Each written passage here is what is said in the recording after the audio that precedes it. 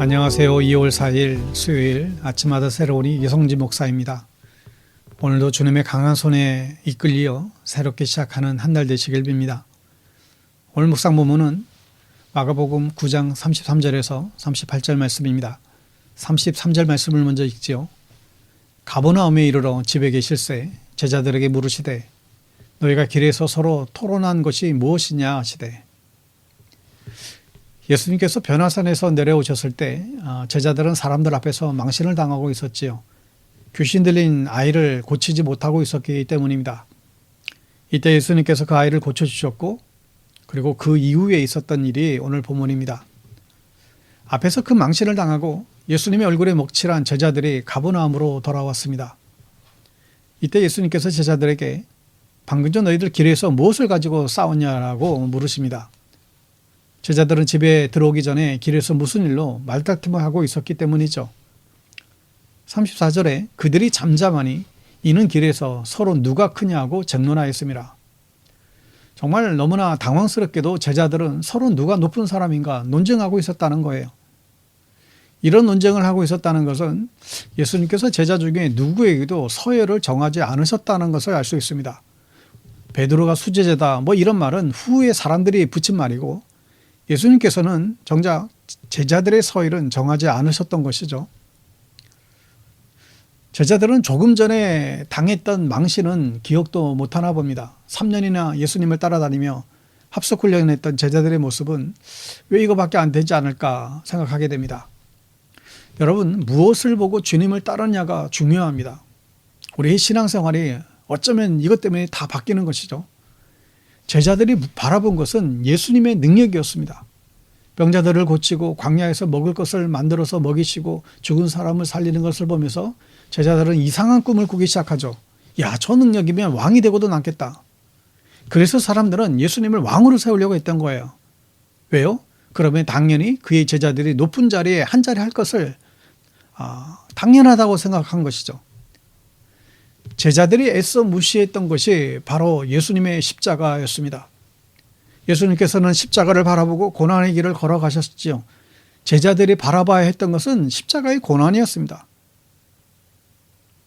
예수님이 부활 이후 비로소 제자들이 변화되죠. 그들이 바라보는 것이 십자가로 바뀌게 됩니다. 예수님의 어떤 능력이 아니라 십자가의 능력으로 바뀌게 됐죠. 여러분, 우리가 얼마나 오래 교회를 다녔는가, 얼마나 예수를 오래 믿었는가, 이게 중요한 것이 아닙니다. 우리가 바라보는 것이 주님의 십자가인가, 이게 더 중요한 것이죠.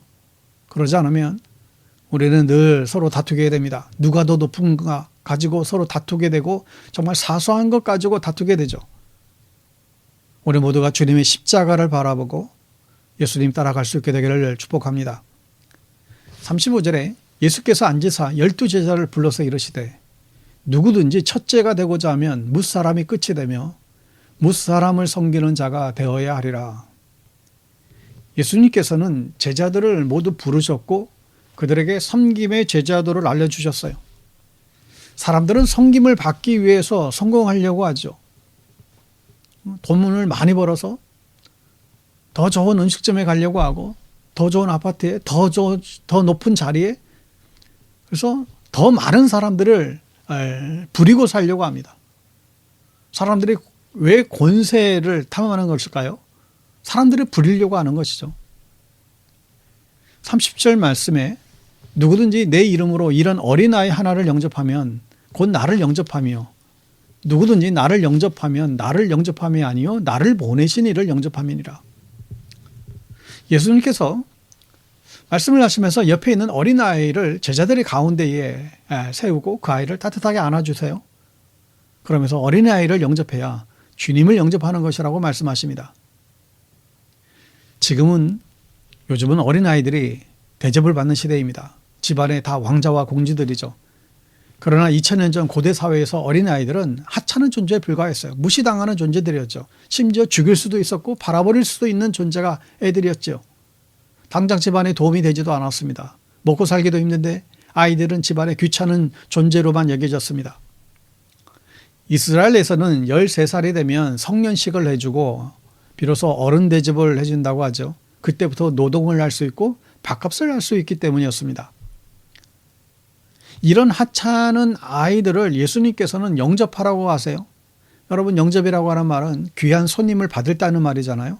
하찮은 손님을 받을 때 이런 표현을 하지 않죠. 여러분, 세상은 섬김을 통해서 아름다워집니다. 우리가 예수 믿는 목적이 무엇입니까? 예수님께서는 섬김이라고 말씀하셨어요. 하나님을 섬기고 세상을 섬기는 사람으로 우리를 불러주셨습니다. 예수님도 섬김의 종으로 이 땅에 오셔서 그렇게 세상에서 사셨지요. 하나님을 섬기셨고 세상을 아름답게 섬기셨습니다. 예수님처럼 우리도 하나님을 섬기고 또 교회와 세상을 섬기는 그런 복된 인생들 다 될 수 있게 되기를 축복합니다. 기도하겠습니다. 주님, 서로 높은 자리에 오르려고 경쟁했던 제자들의 모습 속에서 우리들의 죄악된 모습을 발견하곤 합니다. 우리의 이 부끄러움을 주님 용서해 주십시오. 매일매일 주님의 십자가 바라보며 살아갈 수 있도록 도와주십시오. 섬김이 우리의 사명임을 믿습니다. 주님처럼 늘 섬기며 또한 살아갈 수 있도록 은혜 주시기를 원합니다. 예수 믿는 길은 곧 섬김의 길인 줄로 믿습니다. 주님 먼저 걸어가신 그 섬김의 길 저희도 따르게 해 주시옵소서. 예수님의 이름으로 기도합니다. 아멘.